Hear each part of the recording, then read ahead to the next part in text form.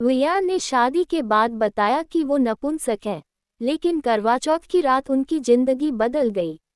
कमरा गुलाब और मोगरा की मिली-जुली खुशबू से महक रहा था। डेकोरेशन की खूबसूरती में स्टैंडर्ड भी झलक रहा था और आर्टिस्टिक अप्रोच भी।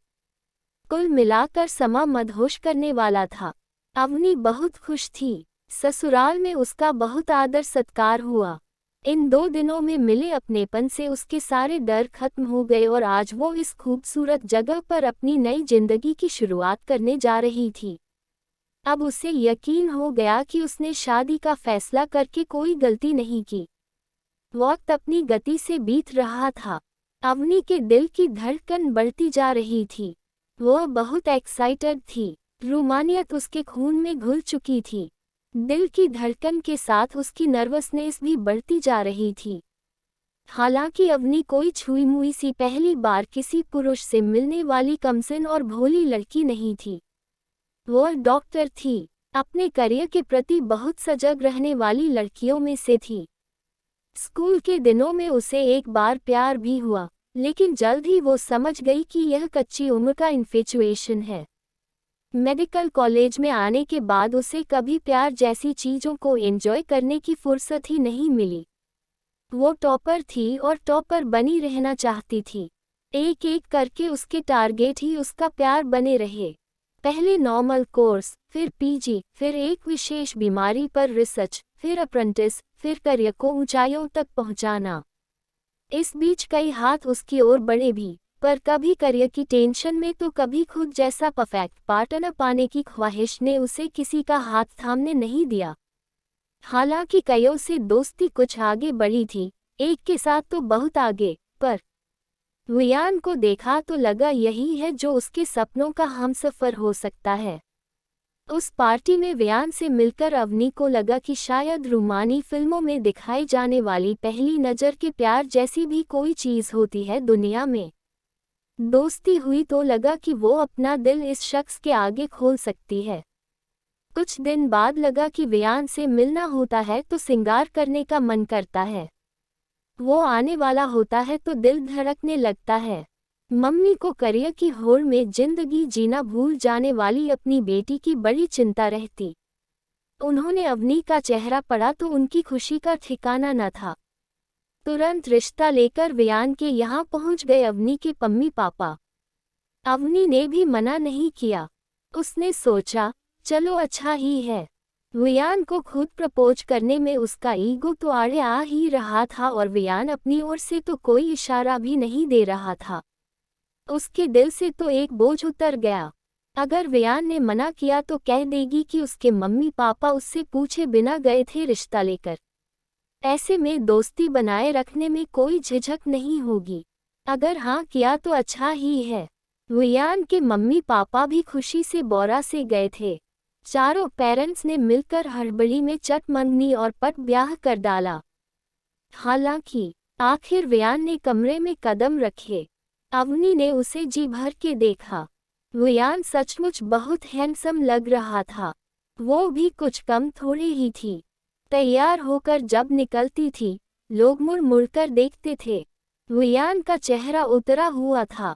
वो चुपचाप नजरें झुकाए बैग पर बैठ गया। अवनी का दिल अब दूसरी तरह, इस बार कुछ डर और कुछ संदेह से धड़कने लगा। लग तो उसे शादी तय होने के दिन से ही रहा था कि वियान अचानक से उदास और परेशान हो गया है। वो लगातार उससे कुछ कहना भी चाह रहा था, पर एक तो ये सब इतनी जल्दी में हुआ और दूसरे अवनी के हॉस्पिटल में भी एक सर्वे चल रहा था जिसकी वजह से काम इतना ज़्यादा था कि उसे वियान की बात सुनने का समय ही नहीं मिला। फिर कुछ उसने इग्नोर भी किया। उसके जिद्दी दिल ने उसे बहला लिया कि कोई छोटी मोटी बात होगी, शादी के बाद देख लिया जाएगा। क्या बात है, आज के युग में लड़की और लड़कों ने अपनी भूमिकाएं बदल ली हैं क्या? मैं तुम्हें जी भर देख रही हूँ और तुम नजरें झुकाए बैठ गए। अवनी ने चुहल करके माहौल हल्का करना चाहा, पर वियान तो सचमुच अपना मुंह दोनों हाथों से ढककर फफक कर रो पड़ा। अवनी, मुझे माफ कर दो। मैं किसी काबिल नहीं हूँ। मैं शादी के काबिल नहीं हूँ। ये बात तुम्हें बताना चाहता था, पर कुछ मम्मी पापा की खुशी और कुछ तुम्हारे लिए इस दिल में महसूस होने वाला खिंचाव। पर ये सब इतने बड़े धोखे के एक्सक्यूज नहीं हो सकते।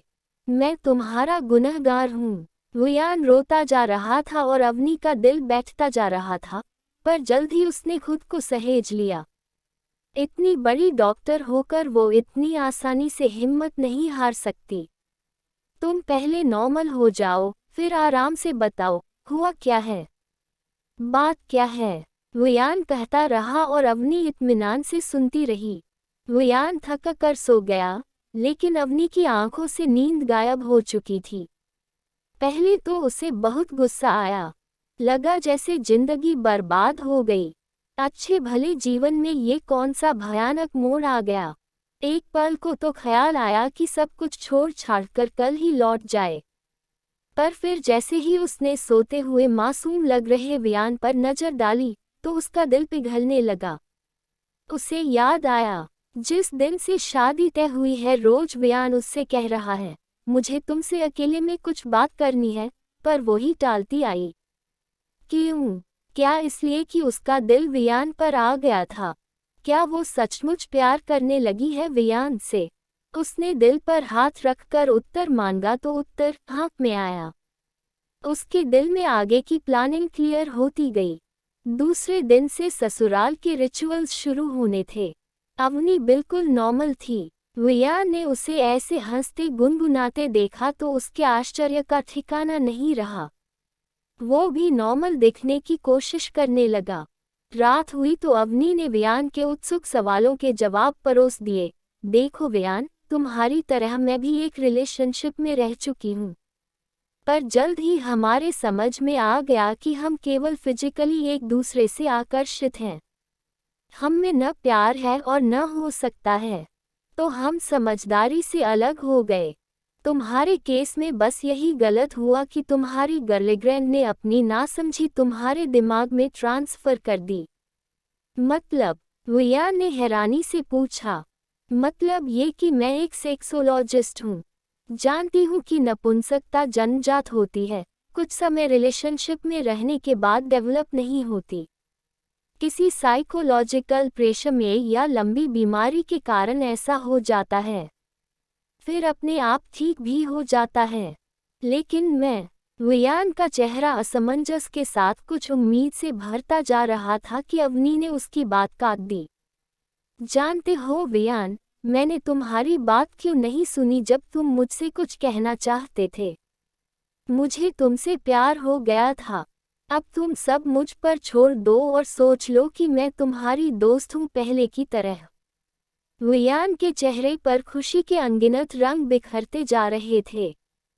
हंसता मुस्कुराता जीवन शुरू हो गया।